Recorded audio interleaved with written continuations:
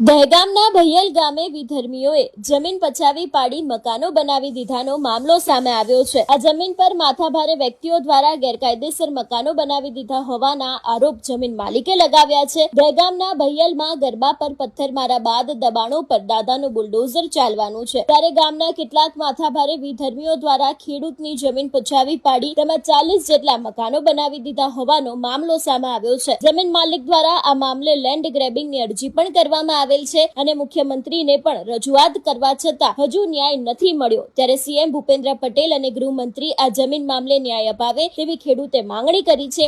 આવો સાંભળીએ આ અંગે ખેડૂત ઉપેન્દ્રભાઈ ગોસ્વામીએ શું કહ્યું। મારું નામ ઉપેન્દ્ર ધનગીરી ગોસ્વામી છે। મારું ગામ ભૈયલ છે। મારા ગામમાં મારા ગામની નજીક મારી જે વડીલો પાર્જિત જમીન આવેલી છે, આમાં વિધર્મીઓ દ્વારા આજથી 10-12 વર્ષથી પાકા મકાનો બનાવ્યા છે, જેથી લગભગ 40 થી 44 મકાનો છે। અમે લેન્ડ ગ્રેબિંગનો કેસ પણ કરેલો છે। લેન્ડ ગ્રેબિંગ કેસ હજુ સુધી ત્યાં કલેક્ટર કચેરીમાં ચાલે છે, એનો જવાબ નથી। એ પછી અમે સીએમ મુખ્યમંત્રી સાહેબને પણ રૂબરૂ મળેલો ગયો હતો। એ અરજી અનુસંધાન મેં એમને પણ અરજી આપેલી છે અને હર્ષ સંઘવી સાહેબ, મંત્રી સાહેબ એમને પણ મળેલો અને એમને પણ મેં રજૂઆત કરેલી છે। તો આ બધા માથાભારે શખ્સો છે જે મારી જમીન ખાલી કરતા નથી।